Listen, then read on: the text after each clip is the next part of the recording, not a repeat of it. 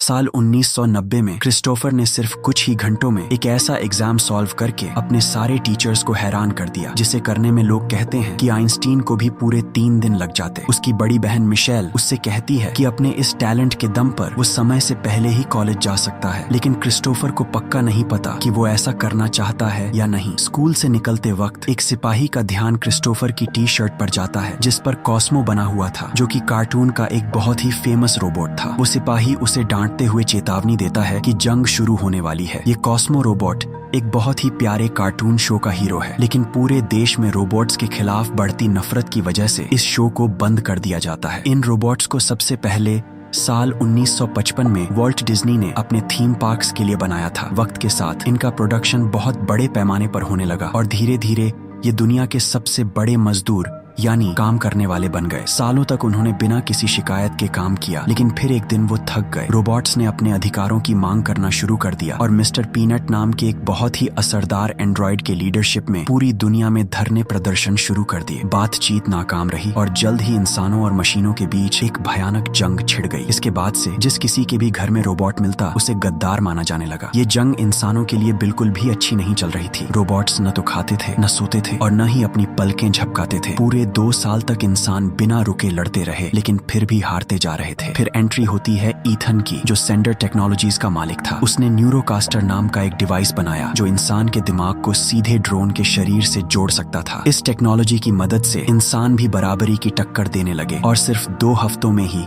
जंग खत्म हो गई। इंसान जीत गए और कर्नल ब्रैडबरी को पूरे देश का हीरो माना गया। मिस्टर पीनट ने क्लिंटन और ईथन के साथ मिलकर हार मानने के समझौते पर साइन किए और इसके बाद 6000 से भी ज्यादा रोबोट्स को रेगिस्तान के बीच एक बंद इलाके में कैद कर दिया गया। इसके कुछ ही समय बाद ईथन ने घरों के इस्तेमाल के लिए न्यूरोकास्टर का एक नया वर्जन बाजार में उतारा। अब लोग अपने दिमाग को बांटकर एक ही समय में काम भी कर सकते थे और मजे भी कर सकते थे। अब कहानी 4 साल आगे बढ़ती है। साल 1994 में मिशेल एक अनाथ आश्रम यानी शेल्टर होम में रह रही है। वो अपने पैर में बंधे मॉनिटर को निकालने की कोशिश करती है, लेकिन तभी टेड न्यूरोकास्टर पहनकर अंदर आ जाता है और उसे अपने औजार छुपाने पड़ते हैं। वो उसे डांटता है और याद दिलाता है कि भले ही वो अपने पिछले सारे शेल्टर होम से भाग चुकी हो, लेकिन इस बार वो ऐसा नहीं होने देगा। मिशेल भी उसे करारा जवाब देती है और उसके कमरे में जमा कबाड़ की तरफ इशारा करते हुए कहती है कि बंद इलाके से सामान बाहर लाना गैर कानूनी है। बाद में क्लास में टीचर भी एक रोबोट शरीर के जरिए वहाँ मौजूद होती है। सारे बच्चों को अपने न्यूरोकास्टर वाले हेलमेट पहनने होते हैं, लेकिन मिशेल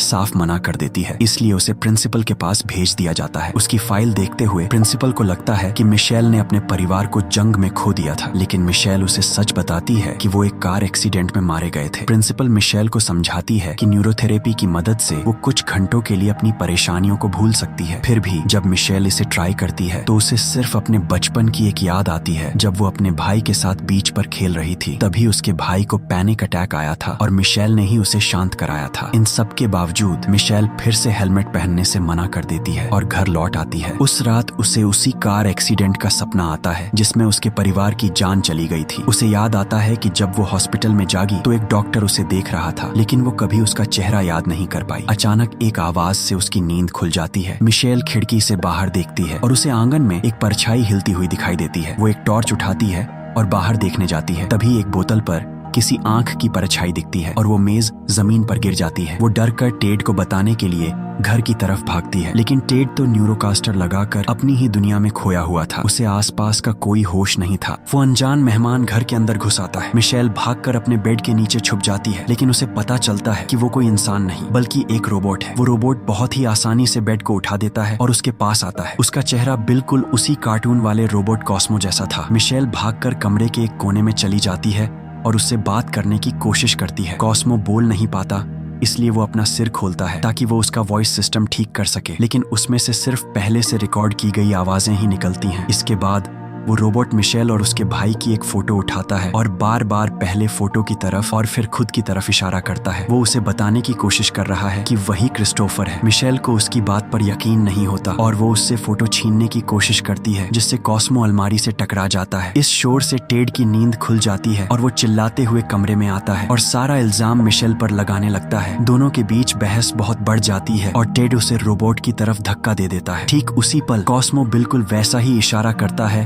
जैसा क्रिस्टोफर बचपन में किया करता था। मिशेल को आखिरकार सारा सच समझ आ जाता है। कॉस्मो मिशेल को बचाने के लिए टेड को धक्का देकर दीवार पर टिका देता है। गुस्से में आकर टेड एक गोल्फ स्टिक उठाता है और रोबोट को मारने की कोशिश करता है, लेकिन कॉस्मो बिना किसी मेहनत के उसे तोड़ देता है और उसे फिर से धक्का मारता है। टेड को चोट लग जाती है और वो पुलिस को फोन करने भागता है। मिशेल घबराकर एक इलेक्ट्रिक गन से उसे करंट मारती है, जिससे वो बेहोश हो जाता है। इसके बाद मिशेल और कॉस्मो टेड की कार लेकर वहां से भाग निकलते हैं। रोबोट उसके पैर में बंधा मॉनिटर भी निकाल देता है। मिशेल को गाड़ी चलानी नहीं आती, लेकिन जब टेड न्यूरोकास्टर के जरिए उनका पीछा करता है तो वो जैसे तैसे गाड़ी संभालती है। आखिरकार वो उसे चकमा देकर रात के अंधेरे में भाग जाते हैं। अगली सुबह कार रास्ते के बीच में ही रुक जाती है। टायर पंचर हो गया था, जिससे उन्हें आगे का सफर किसी और तरीके से तय करना पड़ता है। मिशेल एक्स्ट्रा टायर ढूंढने के लिए कार की डिक्की चेक करती है, लेकिन वो टायर भी फटा हुआ था। परेशान होकर वो कॉस्मो पर सवालों की बौछार कर देती है, जिसके बाद आखिरकार रोबोट उसे समझाने में कामयाब होता है कि क्रिस्टोफर अभी भी जिंदा है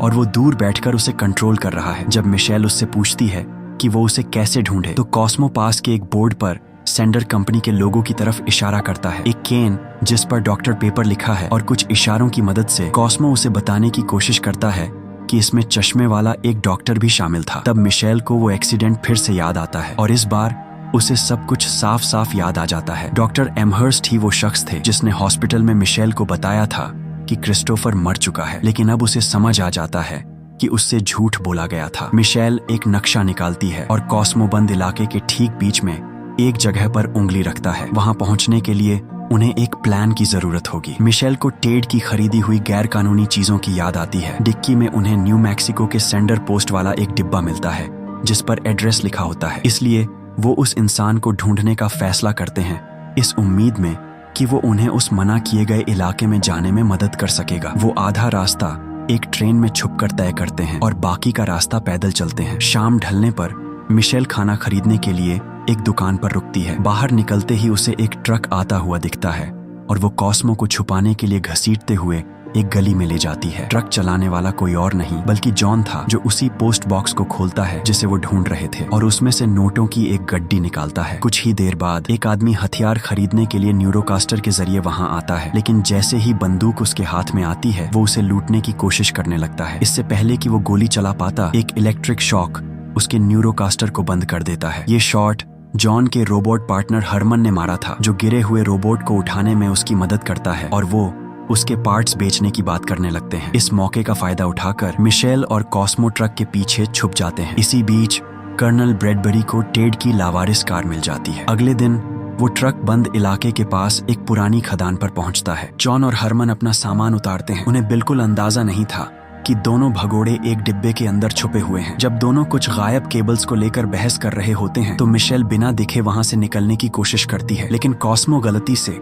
एक गाने वाली खिलौना मछली को चालू कर देता है और उनका भांडा फूट जाता है। जॉन और हरमन उन्हें घेर लेते हैं और मिशेल उन्हें समझाती है कि उसे उस प्रतिबंधित इलाके में जाने के लिए बस एक गाइड चाहिए। जॉन को लगता है कि वो पागल हो चुकी है। तभी लिफ्ट अपने आप ऊपर आने लगती है। जॉन को समझ आ जाता है कि कोई उनका पीछा कर रहा था, इसलिए सब लोग छुप जाते हैं। लिफ्ट नीचे आती है और उसमें से कर्नल ब्रैडबरी निकलता है। वो ऐलान करता है कि ये जगह अब रोबोट बंद करने वाली टीम के कब्जे में है और वो जॉन और मिशेल को हाथ ऊपर करके बाहर आने को कहता है। जॉन नाटक करने की कोशिश करता है कि मिशेल उसकी बहन है, लेकिन कर्नल ब्रैडबरी उसे तुरंत पहचान लेता है और कहता है कि उसे गिरफ्तार किया जाता है। हरमन उस पर इलेक्ट्रिक गन से हमला करने की कोशिश करता है, लेकिन कर्नल ब्रैडबरी फुर्ती दिखाते हुए जॉन को ढाल बना लेता है। फिर वो बिना सोचे समझे अंधाधुंध फायरिंग शुरू कर देता है, जिससे वहां की बहुत सी चीजें टूट फूट जाती हैं और सब अपनी जान बचाने के लिए छुपने भागते हैं। जब वो आखिरकार रोबोट्स को घेर लेता है तो मिशेल एक आग बुझाने वाले सिलेंडर से उसके हाथ पर वार करके मदद करने की कोशिश करती है, लेकिन कर्नल ब्रैडबरी उसे छीनकर आसानी से तबाह कर देता है। कमरे में धुआं भरने लगता है और मिशेल ताली बजाकर लाइटें बंद कर देती है। उसी पल वो गाने वाली सजावटी मछलियां फिर से बजने लगती हैं और कर्नल ब्रैडबरी का ध्यान कुछ सेकंड के लिए भटक जाता है। जॉन मौका देखकर उसकी पीठ पर गोली चलाता है, लेकिन गोलियों से न्यूरोकास्टर के रोबोट शरीर को कोई नुकसान नहीं होता। कर्नल ब्रैडबरी आसानी से बंदूक को नष्ट कर देता है और जॉन का गला दबोच लेता है। उसे बचाने के लिए मिशेल और कॉस्मो सरेंडर कर देते हैं। कर्नल ब्रैडबरी जॉन को जमीन पर फेंक देता है और उनकी तरफ बढ़ता है। वो बड़े ही ठंडे दिमाग से बताता है कि कॉस्मो को हमेशा के लिए बंद करने का ऑर्डर है। ठीक उसी वक्त हरमन क्रेन का एक बहुत बड़ा पंजा कर्नल ब्रैडबरी के ऊपर गिरा देता है, जिससे वो उसमें फंस जाता है। सब लोग भागने के लिए कोयले वाली ट्रॉली में चढ़ जाते हैं, लेकिन जॉन सही चाबी ढूंढने में बहुत ज्यादा समय लगा देता है। कर्नल ब्रैडबरी खुद को आजाद कर लेता है और ट्रॉली को गिराने के लिए उस पर गोली चलाता है। वो कॉस्मो को भी मारने की कोशिश करता है, लेकिन हरमन उसे फिर से रोक देता है और दोनों रोबोट आपस में भिड़ जाते हैं। मिशेल को एक बुलडोजर मिलता है और वो कर्नल ब्रैडबरी को धक्का देकर दीवार से सटा देती है, जिससे ऊपर से गिरे पत्थरों का मलबा उसे मशीन के साथ ही दफना देता है। खदान ढहने लगती है और सब अपनी जान बचाकर बाहर की तरफ भागते हैं। अपना ठिकाना तबाह होते देख जॉन का गुस्सा भड़क उठता है और वो मिशेल को सब कुछ बर्बाद करने का जिम्मेदार ठहराता है। तभी पास में कुछ अजीब आवाजें सुनाई देती हैं, इसलिए वो एक गुफा में छुप जाते हैं, जहां से वो कबाड़ी रोबोट्स को खुद को ठीक करने के लिए स्पेयर पार्ट्स ढूंढते हुए देखते हैं। मौका मिलते ही जॉन उनमें से एक को खत्म कर देता है और अपने सीक्रेट गैराज में घुस जाता है, जहां उसने एक पिकअप ट्रक और एक बड़ा रोबोट सूट छुपा रखा था, जिसका इस्तेमाल हरमन खुद को बड़ा बनाने के लिए करता था। काफी बहस के बाद मिशेल उसे अपनी मदद करने के लिए मना लेती है। कुछ मिनटों बाद मिशेल, जॉन और कॉस्मो ट्रक के अंदर बैठकर सफर करते हैं, जबकि हरमन अपने बड़े सूट में उस ट्रक को उठाकर रेगिस्तान के पार ले जाता है। आखिरकार वो बंद इलाके को पार कर लेते हैं। मिशेल जमीन पर बिखरे हजारों टूटे हुए रोबोट्स के मलबे को देखकर हैरान रह जाती है। रास्ते में जॉन बताता है कि वो हरमन से कैसे मिला था। जंग के दौरान उसकी टुकड़ी हार गई थी और चारों तरफ से घिर चुकी थी। रोबोट्स को फौजियों को खत्म करने का हुक्म मिला था, लेकिन हरमन ने जॉन को रोते हुए देखा और उसे बचाने का फैसला किया। कुछ दिनों बाद सैंडर के ड्रोनों ने उन्हें ढूंढ निकाला और जॉन के कहने के बावजूद कि हरमन खतरनाक नहीं है, किसी ने उसकी बात नहीं मानी। दोनों को अपनी जान बचाने के लिए भागना पड़ा। इसी बीच ईथन अपनी मरी हुई माँ की यादों को दोबारा जीने के लिए न्यूरोकास्टर का इस्तेमाल कर रहा होता है, लेकिन वो डिवाइस खराब होने लगता है और उसे मजबूरी में उसे बंद करना पड़ता है। ईथन का सब्र टूट जाता है और वो अपने वैज्ञानिकों पर चिल्लाने लगता है कि कंपनी के सिस्टम में आखिर क्या गड़बड़ चल रही है। आखिरकार वो उसे सच बताते हैं कि क्रिस्टोफर भाग चुका है। अगर वो शुक्रवार से पहले नहीं मिला तो पूरी कंपनी बर्बाद हो जाएगी। हार मानकर ईथन वर्चुअल दुनिया में कर्नल ब्रैडबरी से मिलता है। उसे पता है कि कॉस्मो कर्नल ब्रैडबरी के निशाने पर है, इसलिए वो उसके सामने एक डील रखता है। वो चाहता है कि रोबोट को पुलिस को सौंपने के बजाय सीधे उसकी कंपनी को दे दिया जाए। इसी दौरान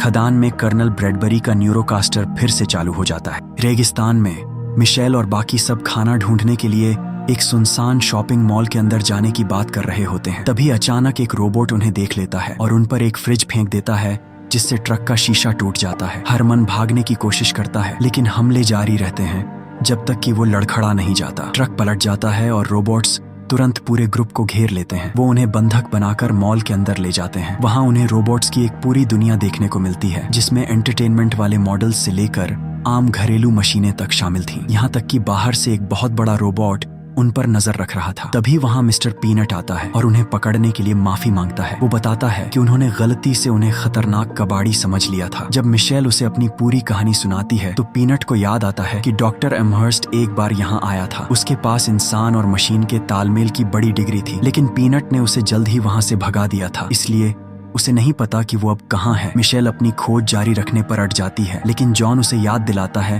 कि रात को बाहर जाना खुदकुशी करने जैसा है। आखिरकार वो सुबह तक रुकने के लिए मान जाती है। बाद में मिशेल को क्रिस्टोफर के साथ अपनी आखिरी क्रिसमस याद आती है और ये भी कि कॉलेज जाने के बाद से वो उससे बहुत कम मिल पाती थी। पुरानी बातें याद करके उसकी आंखों में आंसू आ जाते हैं और कॉस्मो उसे चुप कराने के लिए वही पुराना कार्टून चलाने लगता है जो वो साथ में देखा करते थे। जल्द ही बाकी रोबोट्स भी कार्टून देखने बैठ जाते हैं और पीनट ये सब चुपचाप देख रहा होता है। उसी रात एक रोबोट अचानक आकर क्रिस्टोफर के बारे में पूछता है। कॉस्मो अपना हाथ उठाता है और वो रोबोट उसे एक पोस्ट कार्ड देता है जो डॉक्टर एमहर्स्ट ने उसके लिए छोड़ा था। उस पर एक पता और मैसेज लिखा था, मैं तुम्हारा इंतजार करूंगा। दिक्कत ये थी कि वो जगह कबाड़ी रोबोट्स के इलाके में थी और बिना तैयारी के वहां जाना मौत को बुलावा देना था। पीनट उनकी बातें सुन लेता है और उन्हें एक ट्रेनिंग देने वाले रोबोट से मिलवाता है, जो समझाते समझाते बीच बीच में अटक रहा था। जॉन को लगता है कि ये सिर्फ मुसीबत बढ़ाएगा, लेकिन तभी वो रोबोट बहुत ही तेज स्पीड से बेसबॉल फेंककर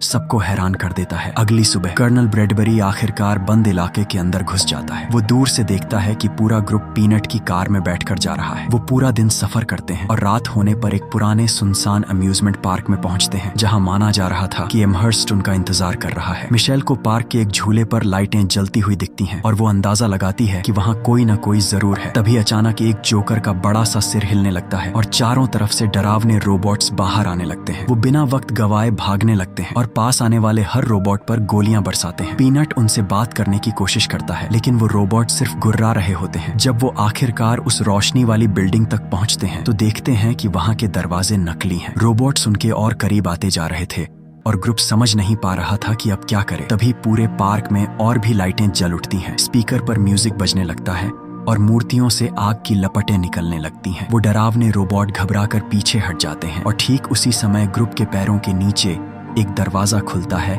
जिससे वो फिसलते हुए एक सीक्रेट सुरंग में चले जाते हैं। जमीन के नीचे बने एक कमरे में पहुंचने पर उन्हें आखिरकार डॉक्टर एमहर्स्ट मिल जाता है, जो कॉस्मो के हाथ में पोस्ट कार्ड देखकर खुश हो जाता है। मिशेल तुरंत उसे धक्का देती है और चिल्लाकर पूछती है कि क्रिस्टोफर कहाँ है। एमहर्स्ट सच कबूल करता है कि क्रिस्टोफर सिएटल में सेंडर के लैब में है। एक्सीडेंट के बाद हॉस्पिटल के टेस्ट में पता चला था कि क्रिस्टोफर बहुत खास है और जंग जीतने के लिए कंपनी को ठीक उसी की जरूरत थी। इसलिए डॉक्टर ने सेंडर को उसे ले जाने दिया और मिशेल से झूठ बोल दिया कि वो मर चुका है। एमहर्स्ट उस एक्सपेरिमेंट का एक वीडियो दिखाता है। क्रिस्टोफर कोमा में था और सबको लगता था कि वो कभी नहीं जागेगा, इसलिए उन्होंने उसके दिमाग को न्यूरोकास्टर के नेटवर्क से जोड़ दिया ताकि वो चालू रह सके। एमहर्स्ट मानता है कि उसे अपने किए पर गर्व नहीं है, लेकिन वो कहता है कि दुनिया को बचाने के लिए ये जरूरी था और अगर वो ऐसा नहीं करते तो क्रिस्टोफर बेड पर ही दम तोड़ देता। पूरे 13 महीने बाद क्रिस्टोफर होश में आया था। एमहर्स्ट उसे सिस्टम से हटाना चाहता था, लेकिन ईथन ने मना कर दिया और ऐसा करने पर जान से मारने की धमकी दी। डॉक्टर वहाँ से भाग गया, लेकिन जाने से पहले उसने क्रिस्टोफर और बाहर की दुनिया के बीच एक छोटा सा सीक्रेट कनेक्शन बना दिया। उसने उसे उस शॉपिंग मॉल का पता भी दिया ताकि वो रोबोट्स के बीच अपने लिए एक परिवार ढूंढ सके। गुस्से से लाल मिशेल उसे याद दिलाती है कि क्रिस्टोफर का परिवार पहले से ही था। जॉन भी मिशेल का साथ देते हुए एमहर्स्ट के पेट पर एक जोरदार घूंसा जड़ देता है। ठीक उसी पल कर्नल ब्रैडबरी पार्क के बाहर पहुंच जाता है और गेट पर ताबड़तोड़ गोलियां बरसाकर सुरंग के रास्ते अंदर घुस जाता है। लेकिन जब वो कमरे में पहुंचता है तो वहां कोई नहीं होता। अचानक लाइटें चली जाती हैं और पीनट उस पर झपट पड़ता है और उसे एक बिजली के बोर्ड से दे मारता है। कर्नल ब्रैडबरी का रोबोट शरीर कुछ सेकंड के लिए कांपने लगता है और उसकी बंदूक छूट जाती है, लेकिन वो खुद को छुड़ा लेता है। इसके बाद दोनों के बीच जोरदार लड़ाई शुरू हो जाती है। पीनट अपनी छड़ी से एक छुपी हुई तलवार निकालता है, लेकिन फिर भी कर्नल ब्रैडबरी उससे कहीं ज्यादा ताकतवर था और उस पर हावी हो जाता है। बाकी लोग चुपचाप भागने की कोशिश करते हैं, लेकिन तभी एक आवाज सुनकर वो ठिठक जाते हैं। अचानक न्यूरोकास्टर पहने कई सारे फौजी आसमान से नीचे उतरते हैं और हमारे हीरोज को घेर कर सरेंडर करने को कहते हैं। ट्रेनिंग वाले रोबोट्स फौरन एक्शन में आते हैं और इतनी जोर से बॉल फेंकना शुरू करते हैं कि फौजियों के हेलमेट तक टूट जाते हैं। ईथन कैमरों के जरिए ये सब देख रहा होता है और वो कॉस्मो को पकड़ने का हुक्म देता है, चाहे इसके लिए बाकी सबको खत्म ही क्यों न करना पड़े। कॉस्मो एक सैनिक का ध्यान भटकाने के लिए बॉल फेंकता है और तभी मिशेल पीछे से आकर उसके जेट पैक पर पेंट स्प्रे कर देती है, जिससे वो खराब हो जाता है और वो सैनिक सीधे छत से जा टकराता है। जब दूसरा सैनिक मिशेल को पकड़ने की कोशिश करता है तो एमहर्स्ट बीच में आकर उसे गिरा देता है और कहता है कि वो बचने का रास्ता जानता है। इसी बीच जॉन और बाकी रोबोट्स जुगाड़ू हथियारों से फौजियों की टुकड़ी का मुकाबला करते हैं और एक एक करके उन्हें धूल चटाते हैं। तहखाने में कर्नल ब्रैडबरी पीनट का हैट नोच लेता है और उस पर समझौता तोड़ने का इल्जाम लगाते हुए कहता है कि अब उसके परिवार के साथ जो कुछ भी होगा उसका जिम्मेदार वो खुद होगा। उसी समय और भी सैनिक मॉल में पहुंच जाते हैं। कर्नल ब्रैडबरी पागलों की तरह हर तरफ गोलियां चलाने लगता है। एमहर्स्ट अपने दोस्तों को भागने के लिए कहता है और खुद कर्नल ब्रैडबरी के पास जाकर उसे समझाने की कोशिश करता है, यहाँ तक कि उसे खुद पर गोली चलाने की चुनौती देता है। कर्नल ब्रैडबरी हिचकिचाता है क्योंकि वो किसी इंसान की जान नहीं लेना चाहता, लेकिन तभी ईथन न्यूरोकास्टर का कंट्रोल अपने हाथ में ले लेता है और उसकी जगह खुद गोली चला देता है। गोली सीधे एमहर्स्ट को लगती है, वो मलबे पर गिरता है और एक लोहे का सरिया उसके आर पार हो जाने से उसकी मौत हो जाती है। इस हादसे से कर्नल ब्रैडबरी हिल जाता है और उसे खुद के की पर पछतावा होने लगता है। मिशेल और कॉस्मो भागने की कोशिश करते हैं, लेकिन सैनिक उन्हें घेर लेते हैं। एक सैनिक मिशेल को पकड़ लेता है जबकि दूसरा कॉस्मो को दबोचकर हवा में उड़ जाता है। गुस्से में कर्नल ब्रैडबरी उस सैनिक को गिरा देता है जिसने मिशेल को पकड़ा था और उसे घर वापस जाने को कहकर खुद भी वहां से उड़ जाता है। अगली सुबह जब बाकी लोग मॉल वापस पहुंचते हैं तो देखते हैं कि सब कुछ मलबे में बदल चुका है और ज्यादातर रोबोट्स तबाह हो चुके हैं। इसी बीच कॉस्मो को हेडक्वार्टर के लैब में लाया जाता है ताकि उसे फिर से क्रिस्टोफर के शरीर से जोड़ा जा सके। जैसे ही ईथन कनेक्शन शुरू करता है, कर्नल ब्रैडबरी को सच पता चलता है। कॉस्मो सिर्फ एक मशीन नहीं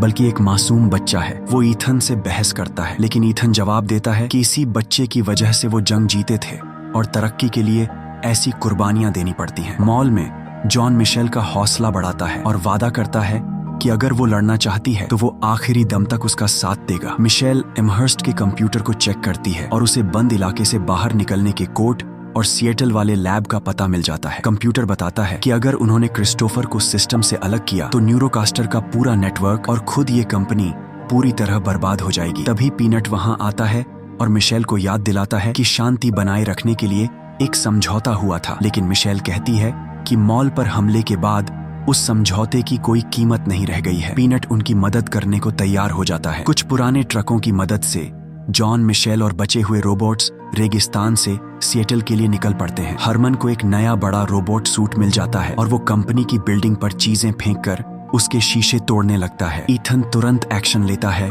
और अपने सारे सैनिकों को भेज देता है, जिससे हरमन और जॉन को उन्हें बिल्डिंग से दूर ले जाने का मौका मिल जाता है। जब मिशेल एमहर्स्ट का कंप्यूटर लेकर चुपके से अंदर घुसती है, तब जॉन पास आने वाले फौजियों पर गोलियां चलाता है और हरमन उन्हें अपने बड़े बड़े हाथों से कुचल देता है। लेकिन तभी एक रोबोट खुद को उड़ा लेता है, जिससे हरमन का बड़ा सूट टूट जाता है। लेकिन ट्विस्ट ये था कि उस बड़े सूट के अंदर एक छोटा सूट और था, जिससे वो जॉन को बचाकर फिर से लड़ने लगता है। जब वो सैनिकों को काफी दूर ले जाते हैं तो बाकी रोबोट्स भी मैदान में उतर आते हैं। कर्नल ब्रैडबरी ये सब कैमरों पर देख रहा होता है। गुस्से में ईथन अपने केबिन की तरफ भागता है, एक स्पेशल हेलमेट पहनता है और खुद एक एडवांस रोबोट को कंट्रोल करके जंग में कूद पड़ता है और बड़ी आसानी से रोबोट्स को ढेर करने लगता है। इसी बीच मेन लैब में एमहर्स्ट का कंप्यूटर एक खतरनाक रोबोट होने का नाटक करके वहां के साइंटिस्ट्स को डराकर भगा देता है। इस तरह मिशेल को पता चलता है कि उसका भाई सच में जिंदा है, लेकिन उससे बात करने के लिए उसे भी हेलमेट पहनना होगा। ठीक उसी समय कर्नल ब्रैडबरी बिल्डिंग से बाहर आता है और पीनट को बताता है कि ईथन कहाँ मिलेगा। वो कहता है कि उसने पहली बार किसी ऐसे इंसान को देखा है जो एक रोबोट से भी ज्यादा पत्थर दिल है। इसके बाद वो अपना हेलमेट उतारता है